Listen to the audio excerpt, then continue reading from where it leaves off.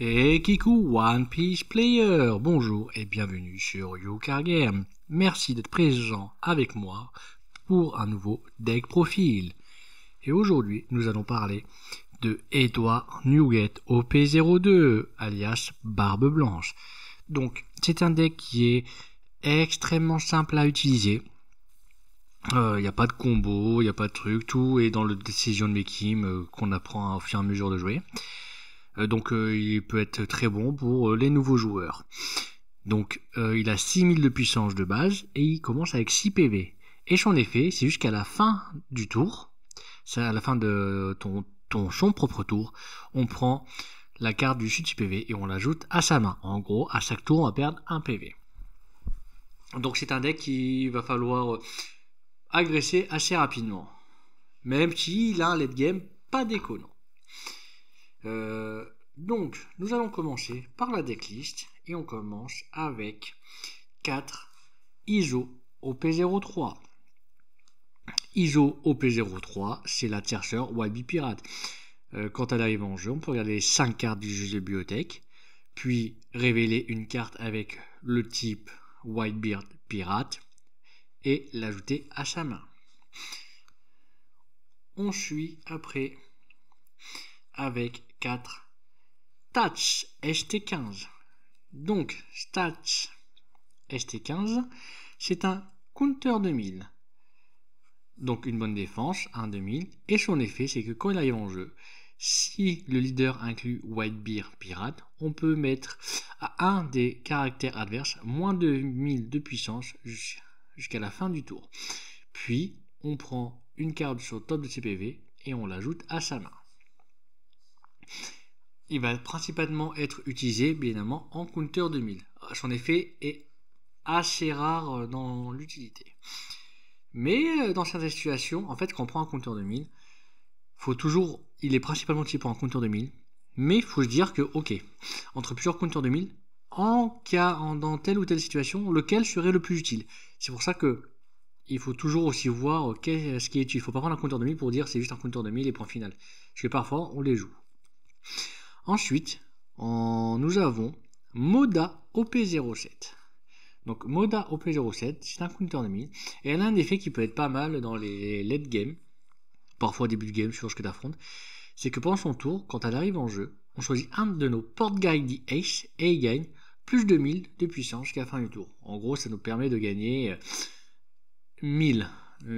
Comme si on mettait 2 donnes. Pour un, c'est comme si on mettait 2 donnes. Mais c'est pareil, c'est principalement pour le counter 2000, mais au cas où, il y a son effet. On suit par derrière avec 4 Shanji OP01. Donc Shanji OP01, 2 3000, counter 2000. Activate main, une fois par tour. On peut récupérer la carte dessus du CPV. Puis il gagne plus 2000 de puissance. Et on peut prendre 2 donnes rest et lui attacher. Donc il peut attaquer à 7000. Ça peut être pratique dans pas mal de situations. On suit avec encore un counter 2000. Donc ça va être Jojo OP02. Donc Jojo OP02, si on lui attache un don et qu'on a 2 PV ou moins, et que notre leader inclut Whitebeard Pirate, il gagne le rush. Donc en late game, ça peut être un rush, ou même en début de game, suivant la situation, et un counter 2000. Donc en fait, il n'est mauvais nulle part. Même si, il faut savoir que tous les counters 2000 dans Edward Nugget sont 99% du temps utilisés que en counter 2000. Mais il y a des effets de au cas où dans certaines situations s'il y a besoin. Ensuite, dans la decklist, il y a aussi 4 Yasop OP09. Donc Yasop OP09, 5 6000 counter 1000. Quand il arrive en jeu, un de nos leaders ou un de nos leaders gagne plus 1000 de puissance jusqu'à la fin du prochain tour. Donc ça veut dire que nos 5 donnes ou 6 donnes, dès qu'on le joue, Edward Nugget passe à 7000. Donc il attaquera à 7000, puis il se défendra à 7000. Ça fait quand même minimum 2 donnes par perso à ce niveau-là, en général, pour pouvoir jouer quand on attaque avec des persos à 5000. Donc ça commence à faire cher. Hein. Puis quand on lui équipe un donne et qu'il attaque, un de nos personnages adverses gagne moins 1000 de puissance jusqu'à la fin du tour. Donc c'est pas mal aussi dans la gestion. Alors, on continue avec 4 Porgas the Ace ST15. Donc Porgas the Ace ST15, c'est une 5-6000, counter 1000. Si notre leader inclut le type Whitebeard Pirate, il a le rush. Donc avec Edward Nugget, il a le rush. Puis une fois par tour, s'il doit être remove, peu importe comment, enfin remove par effet, peu importe comment, que ce soit avec un trigger, avec un spell, avec un personnage, etc. Mais donc c'est par un effet et non en attaque. À la place, on peut lui donner moins 2000. Ce qui est très bien parce qu'en fait ça le protège par exemple des triggers qui le remove. Ça le protège aussi des Gravity Blade, etc. etc. Donc c'est une très bonne carte et en plus c'est un counter 1000 donc elle n'est pas morte. Et en plus elle peut comboter avec le personnage Mola qui a un counter 2000, un 2000, counter 2000 qui fait qu'en play on peut mettre 2000 à un Porgas the Ace jusqu'à la fin du tour. Ensuite, on joue 4 Porgas the Ace au P02. Celle-là je l'ai pas mal joué dans pas mal de decks rouges à une époque. Je l'ai apprécié énormément. En sachant que quand on arrive en jeu, on prend 2 personnages adverses et on le met moins 3000 à ces 2 personnages. Ce qui fait qu'on peut essayer de gérer 2 personnages restes par exemple. Puis si notre leader inclut le type Whitebeard Pirate, il y a le rush. Donc en gros, avec Edward Nugget, il va pouvoir attaquer le tour où il arrive et donc potentiellement pouvoir gérer soit un PV adverse, soit pouvoir gérer un personnage adverse. Plus avec le leader sur 2 personnages adverses. Ensuite, on continue avec 4 Edward Nugget ST15. C'est un très très bon support qui est sorti dans les ST15 pour pas mal de decks rouges. Donc c'est une 7-8000.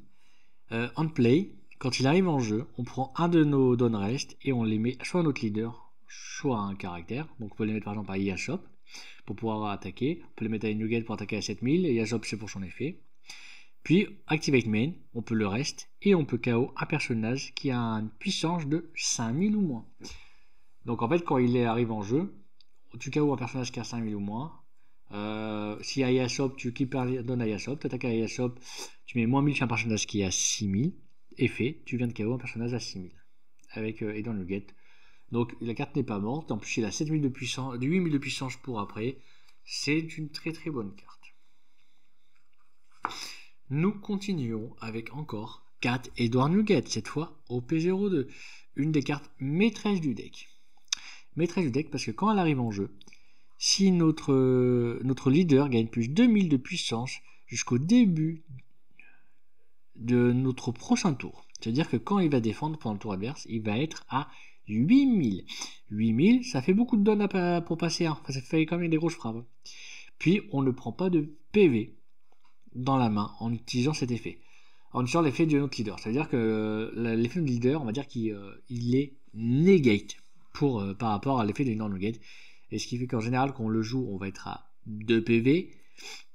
Et à ce moment-là, on garde nos 2 PV. Puis, quand on l'équipe de 2 donnes et qu'il attaque, on peut KO un personnage qui a 3000 de puissance ou moins. C'est pas mal pour KO les petits bloqueurs, par exemple.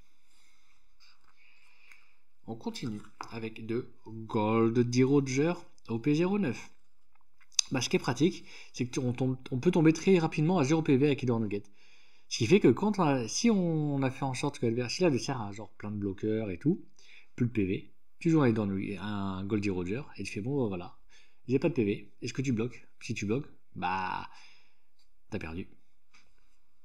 Le problème c'est qu'après on n'a plus de donne, on n'a plus de défense, donc on a intérêt à avoir une sacrée main pour se défendre. On suit avec 4 Radical Beam. Donc c'est un event Strowad. Pour 1, notre leader ou l'autre personnage gagne plus 2000 de puissance pour cette bataille. Puis si on a 2 PV ou moins, il gagne plus 2000 supplémentaires. En gros, grâce à Edward Nugget qui va tomber rapidement à 2000 PV, pour 1, on a plus 4000. Donc en fait, il se défend, il passe à 10 000. Donc une attaque à 9000 seulement ne suffira pas. On continue avec les derniers events qu'on a toujours en x4. Garde-pointe. Pour 1, counter, notre leader ou personnage gagne plus 3000 de puissance jusqu'à la fin du tour. Donc c'est une decklist assez simple. Comme j'ai vu, il y a tout en x4 sauf les Goldie Roger en x2. Donc en fait, très très facile à maîtriser. C'est un deck qui peut être très agressif, moins qu'une Bello Betty ou un Zoro par exemple au P01. Mais il peut être agressif et en plus de ça, il a un bon late game. Malgré tout, malgré que ses PV tombent à 0 et que tu joues sur le fil du rage. C'est un deck qui aime quand même gauche second. Pourquoi gauche second? Déjà, ça te permet d'avoir une draw supplémentaire. Et tu veux perdre ton PV le plus tard possible. Alors que si tu go first, même si tu as la première attaque, tu perds dès le début, en la première attaque, ton PV. Alors qu'en gauche second, tu as draw une carte et tu perds un tour après ton PV parce que la première attaque, tu vas forcément, enfin quasiment tout le temps la défendre. Même une attaque à par exemple 8000, tu peux défendre parce que c'est juste 2 cartes. Donc c'est pas forcément 2 counter 2000. Ensuite, dès que c'est ton tour, après que tu vas go first, et en plus ce qui est bien avec le go second, c'est que comme vous avez pu voir, vous avez souvent des costes 5, 7, 9. Donc ça te permet d'avoir de play par exemple pour à 6 donnes un coste 5 et garder un don pour une défense pour un garde point ou un regal pim. À 7 donnes, play ton perso et avoir pareil, un don pour ton regal pim, pour ton garde point, etc., etc. Ou alors l'équiper Edward Nugget pour pouvoir faire une attaque à 7000. Donc dans tous les cas, ce que tu aimerais avoir dans les mains de départ, c'est de la défense, pas mal de counter 2000 et un ISO. ISO, que ce soit go first ou go second, tu le joues. En fait, il va te permettre clairement de faire ta main. Ensuite, ça c'est pour le 3 donnes ou 4 donnes, go first. Quand il arrive à 4 donnes, ouais, 2 donnes, à 4 donnes, tu n'as pas grand chose à faire. À 4 donnes, en général, tu vas faire une attaque à 5000, une attaque à 7000, ou alors une attaque à 6000, et 2 attaques à 6000. Voilà. T'as pas grand chose d'autre à faire quand t'es en go second. Quand t'es en go first, par contre, ce qui est bien, c'est de jouer soit Yashop, soit le Ace. Ça va dépendre déjà de si tu l'as ou la situation. En fait, déjà si tu joues le Ace, ça signifie que tu vas agresser soit un personnage adverse qui reste, soit tu vas agresser un leader et faire donc tu as fait une attaque. À 5 donnes, tu as fait 6000. Alors, en go first, c'est-à-dire que tu as fait 5000 et 6000, et en go second, tu fais 6000 et 6000 encore une fois. Et tu as un personnage qui ne peut pas être remove par effet, donc c'est un peu chiant pour l'adversaire. Il va essayer de l'attaquer, soit il va essayer de l'attaquer et de lui mettre plein dans la tête, soit il va juste l'ignorer. Ou alors, tu joues un Yashop, ce qui permet de passer à 7000. Tu attaques à 7000, et pour l'adversaire, à ce moment-là, c'est compliqué parce que il aura le choix, soit il va attaquer. Déjà, c'est compliqué avec 6000 parce que certains leaders ont souvent le choix, c'est soit il attaque, soit il joue. Là, c'est sûr qu'il n'aura pas le choix d'attaquer, quoi. Enfin, ou alors il va dépenser trop pour le peu, on va dire, de PV qu'il va réussir à retirer. Quand tu es à 6 donnes, l'idéal c'est tu joues un des deux et tu gardes soit un don pour l'attaquer à 7000, soit tu fais un de 7000, soit tu gardes un don pour avoir en défense un garde-point ou un radical beam. Ça, c'est toi qui vois. Quand tu arrives à 7 donnes. À 7 donnes, ce qui est bien, c'est que c'est pareil, ça dépend de la situation. Soit tu vas jouer un X Rush, donc moins 3000 sur 2 personnages, et tu vas essayer de gérer 2 personnages avec, ou alors tu vas essayer de gérer un personnage et attaquer tête, ou alors juste attaquer tête, c'est toi qui vois. 7000, ça fait toujours embêtant. Ou alors tu joues un Nugget Set. Nugget Set, déjà tu vas pouvoir attaquer à 7000, donc essayer de gérer un personnage qui est à 5000 plus facilement, ou même 6000 ou 7000, enfin ça dépend de ce que tu as envie de faire. Puis ou attaquer à 7000, puis tu vas essayer de gérer un personnage à 5000. Dans tous les cas, les deux sont bons, ça va juste dépendre de la situation, de ce que tu as envie de faire et comment tu es. Si tu as 8 donnes, c'est pareil, tu peux gérer un personnage et essayer d'attaquer et garder un don pour un radical pim ou un garde point. En sachant que si tu as joué à Shop et que tu joues après Edward Nugget, tu peux lui équiper un don à lui. S'il veut qu'il va attaquer, tu vas te mettre moins 1000 un personnage, donc plus facilement ingérable. donc plus facilement gérable. Tu peux avoir, donc essayer de gérer 1, 2, 3 personnages. Voire 1, 2 personnages et attaquer tête. Donc comme vous avez pu voir, à aucun moment on dit il faut jouer le counter 2000. Le counter 2000, ils sont là exclusivement pour la défense. Et au cas où, s'il y a besoin, tu les utilises pour faire les effets, pour les booster, pour le rush, etc. Quand tu arrives à 9 dons, bah, l'idéal c'est d'avoir un Endor Nugget. 9 ou 10 dons. Parce que déjà, quand tu arrives en jeu, tu passes à 8000. Alors à 9 dons, tu passes à 8000. Et bon, toi, les autres personnages n'ont pas été gérés, t'attaques, tu essaies de gérer le board ou la tête. Tout dépend de la situation. Donc le decision making à ce moment-là est très important. Mais dans tous les cas, ça te permet d'avoir passer à 8000 et que l'adversaire en chie plus pour pouvoir te gérer. Mais le truc, c'est que à 9 dons, tu fais que ça. Tu es obligé de le compter donc sur tes counters 2000 pour te défendre. Alors qu'à 10 dons, tu as un counter 2000 et tu peux garder un don pour soit un Radical Pim, soit un garde-point. Et après, bah, c'est pareil, tu attaques les persos, tu gères les persos, ça va dépendre. Ce qui est bien avec ce nugget là, c'est que tu peux gérer les persos, les petits persos actifs. Après, ce qui est bien quand tu l'as en jeu que la pas géré, c'est que tu as un nugget et tu as les deux nuggets là en jeu. Tu peux payer 7 pour jouer un Ace, tu mets moins 3000 sur deux personnages. Effet de ce nugget là, tu viens de KO à 8000. Effet, tu attaques, tu mets 2 dans celui-là, tu attaques, tu viens de KO à 6000. Et il te reste un don pour te défendre et tu n'attaques à 6000. Voilà. Et puis après, si tu vois que l'adversaire est en full défense, tu le bourres d'attaque. Toi, si tu as 0 PV, tu peux te permettre de tenter un dire bon bah moi je joue un Goldie Roger. T'as plus de PV, t'as plus rien, t'as plein de bloqueurs. Bah tu bloques et tu perds ou tu prends et tu perds. Voilà, comme vous avez pu voir, c'est assez simple à jouer. Après, comme n'importe quel deck, n'importe quel jeu dans One Piece, le decision making est important, mais ça s'apprend. Mais il n'y a pas de combo, donc le deck est assez simple à jouer. Il peut être super fun à jouer si t'aimes le rouge, si t'aimes les rushs, surtout si t'aimes le White Pirate, Ace ou Nugget en choix. Si vous êtes débutant, je vous le conseille, c'est très bien pour apprendre à jouer. En tout cas, je vous remercie de m'avoir regardé. La decklist sera bien évidemment, comme à chaque fois, dans les commentaires, enfin dans la description de la vidéo, excusez-moi.